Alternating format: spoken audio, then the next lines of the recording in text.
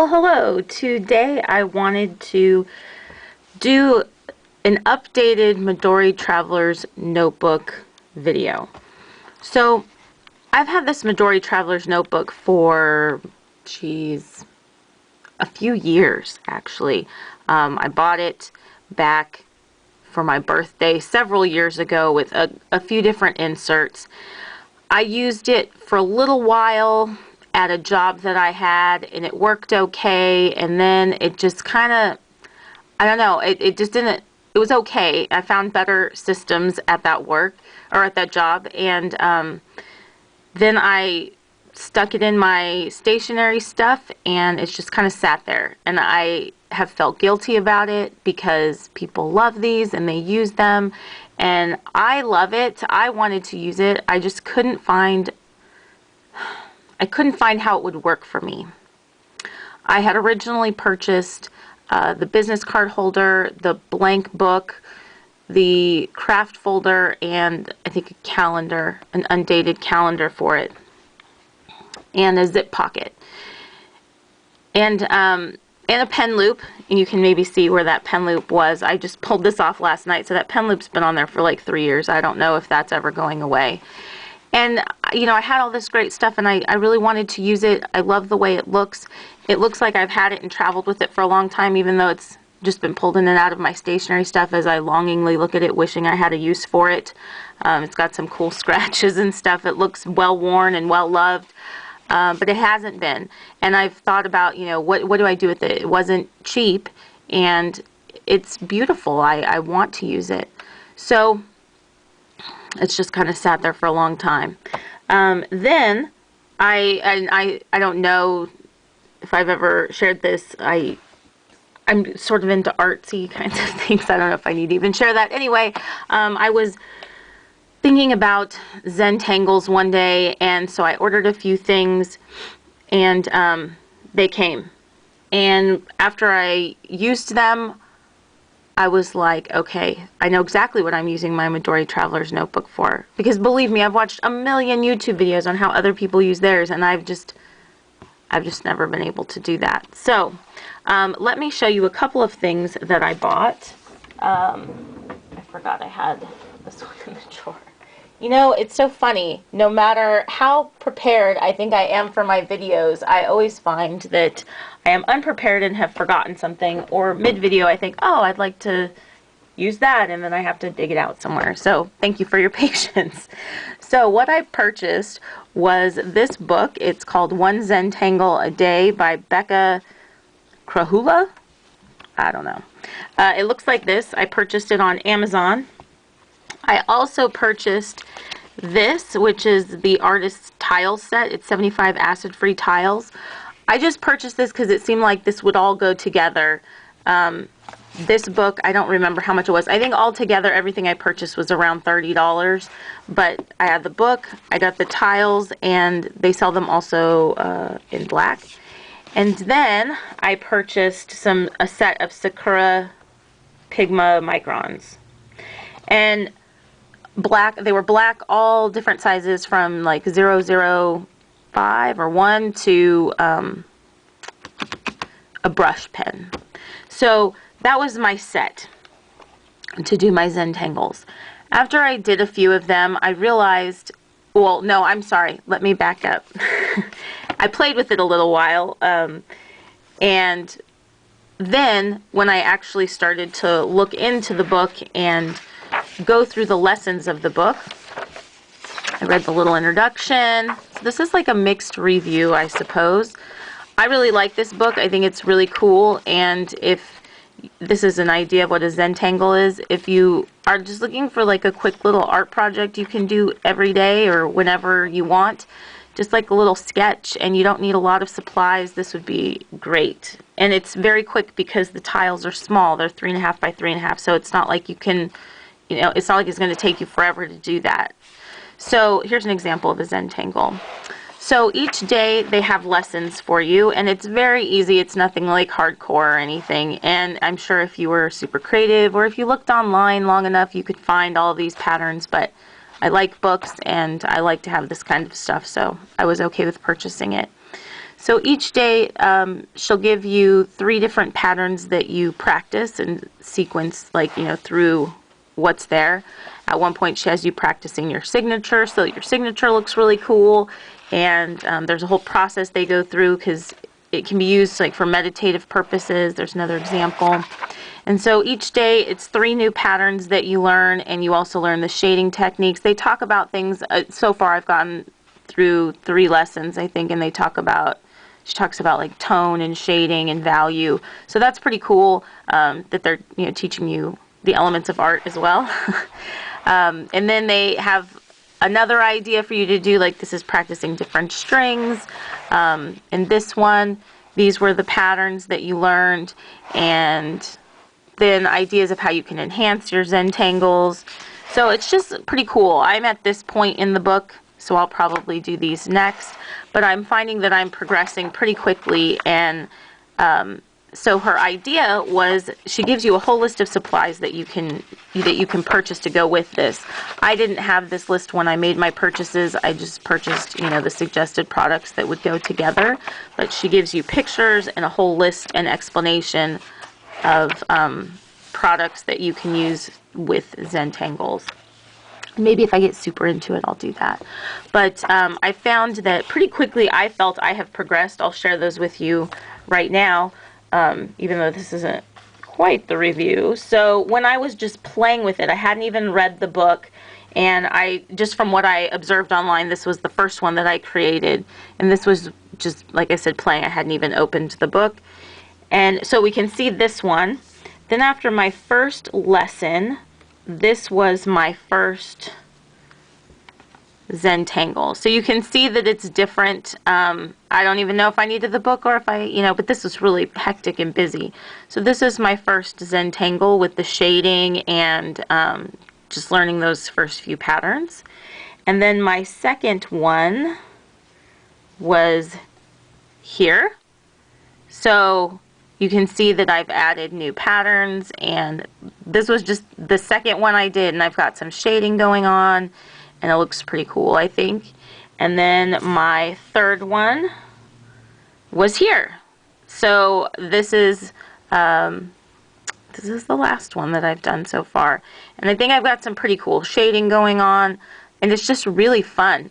I'm really enjoying it, and so I'm gonna do like some mega art project. I think one of the things I learned about in the community where I live, there's an art association that has a grant for teachers, and so I'm gonna apply for that grant. I don't know if the time has passed. I think the time has passed for this year, but I'm gonna apply for the grant, and I thought this would be really cool with the particular population of students that I work with when I'm teaching art, to teach how to do a Zentangle, and then just buy a bunch of these, have each student do one, and across my 150 or so students, I would have a lot of these, and just to make a mural of these tiles all together, I think would be really cool to have in my classroom, and I think the students would like it, and I would enjoy how all of them would come out different. So you can see I'm just building my patterns at this point, and then once I know more patterns, then I will be able to do more things. But it's really fun. If you're the type of person that would be into that kind of thing, you should check it out. For 30 bucks, it's relatively inexpensive to get a book, the tiles, the pens you need. Here are the pens. I'll show you those in a second. But, just to get everything, you don't even need this. You could just cut little pieces of paper or whatever. So, how does this relate to the Midori Traveler's Notebook? Well, as I had like my little stacks of products that I had my pens, and I had my little this, and I had my book, I was just thinking, and she mentioned having a sketchbook. I know I have a sketchbook somewhere, but I couldn't find it. And so I thought, well, what about the blank paper in my Midori Traveler Notebook? Because I wanted something that had blank paper, not like dot grid or anything like that. And I've watched so many videos online. People use these like for art journaling and stuff, and I thought, well, I'll use the blank paper in my Midori Traveler's Notebook. That would be a good use for this, right? So then I pull out the notebook, and the paper is really awesome. I'll talk about that in a minute. But I thought, this is the perfect thing to keep all of my Zentangle stuff together. It's a beautiful book. It's like the tactile satisfaction that you get from it is pretty awesome, and I love the way that it looks. I'm using something that is you know, something that I've wanted to use and I've just needed to find a use for it, and I think this is it. Because I really like the Zentangle thing, and I really like this Midori Traveler's Notebook, and they happen to just come together. It was not forced. So in here, I took out some of the stuff that I had, but you have the beautiful leather, and then I have the pencil pouch, and it fits my entire set of Sakura Pigma Microns, so it was definitely meant to be. So all I have is the pencil pouch, and then I had cut, and I think you can see that, I had cut quite a few pages out of this, because I did use this for a while for a job that I had, and then it just kind of wasn't working out. But I wanted to cut all of those old pages out of here, and I was left with what you'll see. And you know, I like the blank craft paper. This was just me practicing, so I thought this would be the perfect sketchbook. I can put my little examples of the patterns so that when I'm drawing my Zentangles, I can just flip and have, you know, a selection to look at a quick glance, and I have, you know, the shading done on them, and I have it labeled with the names, and I get a chance to practice, which is, you know, something that you need to do a little bit. So these are it's 3 patterns a day, so I've done 3, and the paper, I was using the Sakura Pigma Microns on this paper, and you can see, like, this one was very solidly filled in. You can't even see through it at all on the paper. So this is excellent quality paper. It's just the blank insert. I don't have a number or anything, but it was just the thin paper blank insert. This is perfect for this because it takes the ink really well, and there's absolutely no show through. So, oh, you can see a little bit of shadowing, but I think that's more the lighting and on camera than in person because you really can't see it that much. So there's barely a little bit of show through now that I'm really staring at it. But all in all, I mean, like, this one is very dark, right? If I look at the back of this one, you can't see anything. So this is perfect for a little sketchbook, and it works because I don't feel like I need a long line of paper to write across. It's just little sketches, and it's perfect for 8 on a page, and I don't know, I really like it. I think it's going to work out well. And so I've got quite a few pages left, although I did use quite a bit of this insert. So I wanted to practice, well, so I did some practice signatures on here like the artist suggested, so we'll leave that for that. Then on the other side of the pencil pouch is this just a clear slotted folder, and it perfectly fits 2 stacks of these cards. So I don't even need to have that whole stack of 75. Basically, I just have this, and that's in the book, and that's it. And once I'm done with the book, I'll be able to carry all of my little Zentangle stuff in here because I'll have all the patterns in here, and then I won't even need the book at all. I had purchased the pocket that you can affix to the leather. I've not used it, but it's attached in there nonetheless. So I've really shrunk down what I keep in here, and I don't regret having the other inserts. I may use them at some point. I'm glad that I kept this around because I'm like so delighted that this is a perfect use for my Zentangle thing. So I can keep my tiles in there, and I've got my pens, and it's just awesome. It's really a cool setup, and it's compact. I can keep it in one hand, and if I look at it, and now we're getting really, you know, picky, but it's like the exact width of the book. So when it's sitting on my desk, it doesn't take up a whole lot of room. If I just want to grab the 2 together and, like, you know, bring this stuff to bed with me and do some Zentangles before I go to bed, I can. And it's a reasonable enough surface that I can write on. I just really like it. So, having said that, I'm going to do a pen review of the Sakura Pigma Microns. Sorry, see, I always think I'm prepared, and I am not prepared. I swear, I'm a much better teacher than I am a pen reviewer, because in class I'm like over the top prepared. Probably, you know, overkill, but better be prepared than not, right? So I'm going to use the ARC notebook paper because that's been kind of my go-to for my pen reviews, and I think it's good to stay consistent. I think a lot of people at least would have access to this paper to try it if they wanted, and I really like it. I like, you know, how it looks and everything. So the set that I purchased from Amazon came with these sizes, and let's see if I can adjust my lighting a little bit. So it came with a brush, so I will do a sample of all of these, but it came with the brush, the 005, which is the smallest, 02, 01, which if you're curious, this is the one that she always suggests in the Zentangle book, the 01. I find that I use this, and I use the 1 in the brush to like fill in the black spots, but I haven't used the other ones so much. This is the 1, 08, 05, and 03. She also suggests that you have a 2H or a 2B pencil, and I just had this in an art set that I bought a long time ago. I mean, we're talking like probably over, no, not probably, over 10 years ago. I think I got it from Barnes & Noble. I'll just grab it really quick and show you. Again, feeling like I am prepared, but not. So it came in this drawing set, which maybe I'll review one day. It came with a sharpener, some charcoal, and then it came with white charcoal soft. There's some others in there, Carpenter HB 6B, although I don't have a pencil sharpener for a Carpenter pencil. But it did have a 2B in it, and so that's what I'm using. And because you're not supposed to use erasers for Zentangles because nothing is a mistake, I don't need an eraser, so it doesn't have one. So this is the pencil that I have in the set with me. I don't know what brand it is. It just said this 14-piece artist drawing set, and it's Barnes & Noble brand. So anyway, let's do a writing test, shall we? So I won't necessarily do this pencil this time, maybe with the set, but these are just going to be writing samples with the pens. So all of the Sakura Pigma Microns, let's see, are archival ink, and it says micro pigment ink for waterproof and fade proof lines, and that's it.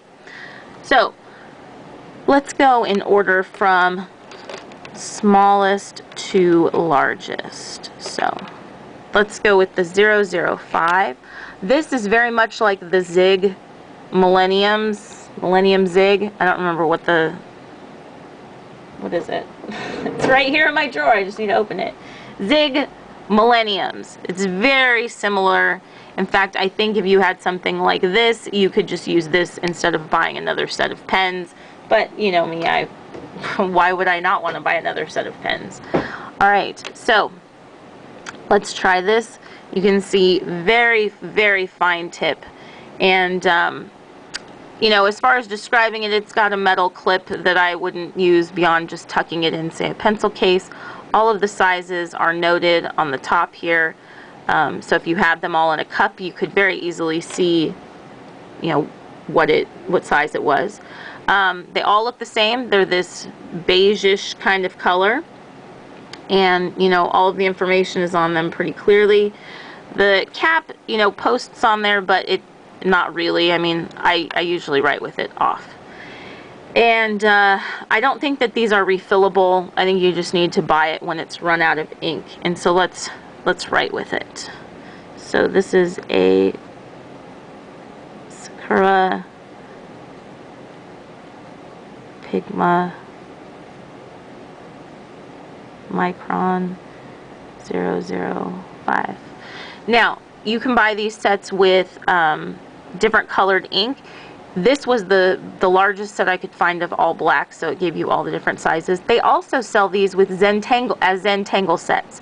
So they sell you the pens that you need, the pencil, and I believe it comes with some tiles as well. And they were pretty reasonably priced, like $11 or $12 if I remember. And that's super cheap to just try out a hobby and see if you like it, right? I mean, if you're a person that does hobby stuff, you know how expensive it can be just to get your foot in the door so that you can actually have a real chance of trying it. So, you know, like I said, it's very portable. It all fits in my Midori, and it's a lot of fun if you're interested. So they sell all kinds of different sets. So I don't even know, you know, if you would need all of the black sizes, or if you just bought that set, you would be fine. So that's the 005. Let's see what else we have.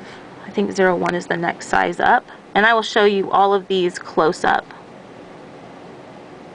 when I'm done. Sakura Pigma Micron 01. So the writing experience with all of these are very lightweight. So I mean, you're barely going to feel it in your hand. They're all this smooth plastic. Down by the grip section, there's, you know, a little step down, and then quite a dramatic one there. But this grip section is kind of a little bit of a textured plastic, so it's easy to hold. I don't find the diameter to be too narrow. It's comfortable. I've used these for extended drawing sessions because the Zentangle can take you anywhere from like 20 minutes to however long you want, and I've spent a lot of time on some of them, and I've never found these to fatigue my hands. I like the way that they feel in the hand. It's so lightweight that, you know, it feels balanced. It's comfortable length. I think this would be comfortable in anybody's hand, and it's a comfortable diameter. The combination of the paper with the pen makes a difference in how it feels. On the Zentangle tiles I have, there's a little more texture to them. With this Arc notebook paper, it's very smooth. I would say, you know, it's getting to be on par with like Rhodia paper. So it's very smooth, and the experience of this to this is very nice. It just glides on. There's no scratchiness or anything like that. Of course, these are felt tip pens, and so especially like the little ones are subject to damage. So if you have a really heavy hand and you push really hard on this, you could miss, you know, what's the word I'm looking for? You could just, you know, like smush the little tip of the felt tip and distort the shape. So that's something to be aware of. When my husband was doing his own little Zentangle last night, I gave him, I think it was the 08, because it's a larger tip, and so it's less delicate, but he also has a heavy hand. But the nice thing is these have a really nice ink flow, and so it's not like you shouldn't have to push hard. It should just glide across the paper. The ink is really dark in a true black. It's not gray at all. Even the thinnest of lines is very black. I've never had a skipping or a startup issue. It's always a nice writer, very comfortable. So let's look for the 02. Here it is.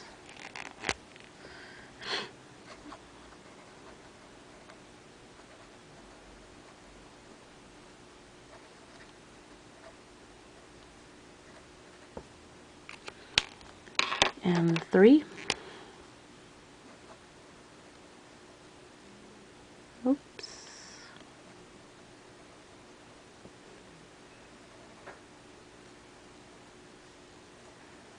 And so you can see it on the paper, but you can also see when I'm holding up the different nibs that it's just getting larger, and so these are a little less delicate than like the 005.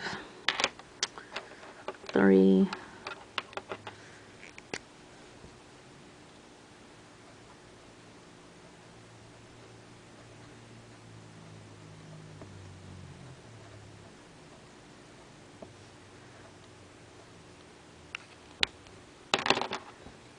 The 8. So I mean, this looks gigantic, right?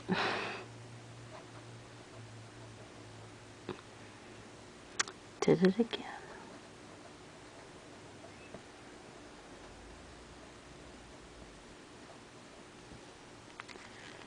And then the 1 looks like this. So all of them are pretty much needle tips. Well, that 8 is not a needle tip, but this is the one that I use to fill in.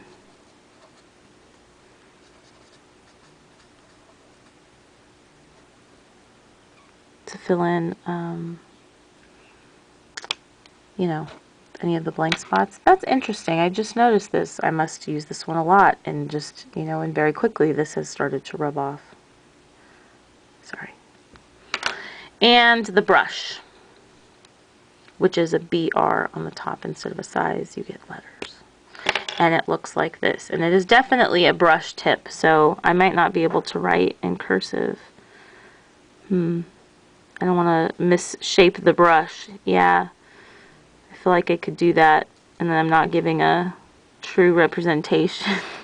Let's see if I can print it. That seems to be better. So I'll use this to fill in a large spot.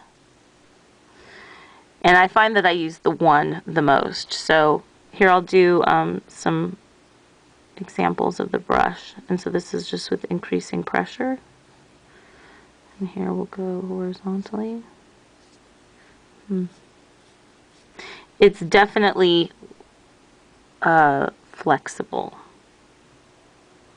as you can see.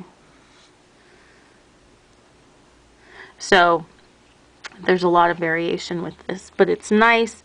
I just drew those on there, and you can see it's already dried. In fact, let's just do a quick test. Already dry, not even a smudge at all. So that's one thing I really like about these, is they're very fast drying. They don't smudge in the least, and they're a really vibrant black. So I will show you. We go from, there we go. We go from a 0.5 all the way to the brush, and yeah, it's pretty solid all the way down. It looks pretty good, and even the 0.05, to me that looks black and not gray, which I like. It's a nice vibrant black, and sometimes it's just a little gray with inks, black inks. So if you have any use for these, if it's easier for you to get these than the Zig Millenniums, you know, I think they're very comparable. I would say you could use either, and they both pretty much have the same properties, and I believe they come in the same sizes. I didn't save the packaging for the Sakura Pigma Microns, but these, you know, it says they're fade-proof, waterproof, non-bleeding, light-fast, archival quality, acid-free pigment ink. I think it's pretty much the same with those. The only thing that it doesn't really say on the barrel is like light-fast and non-bleeding, if I remember, but I think they're pretty much the same pen. You could use them interchangeably. The tips of them feel the same. The ink flow is the same. And I have a video on those other ones if you're interested. And I think they're probably comparably priced. The difference is this is recommended by name in the Zentangle book, and you can purchase, like I said, a small Zentangle kit with a couple of the pens and some pencils and the little tiles. You don't get the book, of course, but you could look online for something like that. So this was a multi-review and informational video, but I would definitely recommend these. They're awesome. I would purchase them again when they run out or when the tips get misshapen. I will purchase them again. If I continue to do Zentangles, I will purchase them again. I would even consider purchasing them in different colors, and they come in lots of different colors. So I think that would be a next step for me as I go through my Zentangle book. If it suggests, hey, you should get some colored pens, of course I'll get some colored pens. This I can't speak too much about, but maybe I'll do a review of that at some point. I bought it so long ago, I doubt it's even available, so, you know, kind of what's the point. But I did want to share with you an update on my Midori Traveler's Notebook, how I'm using it. I think it's going to be perfect for what I want, and I think it's going to be just a really beautiful book to pull out or have on my desk when I want to do Zentangles, just to have it sitting there. It looks good, and it houses all of my cool stuff. So thank you so much for watching. This became longer than I anticipated, but that's the way it is. If you stuck with me this long, thank you so much. I appreciate you watching and liking and subscribing and leaving comments, because I always love to interact with you guys. So I hope that you have a really great day, and if you try Zentangles and you like it, or even if you don't like it, let me know. I would be really curious. I'll link below the book that I purchased. I'll link below everything that I purchased from Amazon, and it was all about $30, I believe. So if you're interested, it will be in the description box below. All right, you guys, have a nice day, and I will see you later. Bye-bye.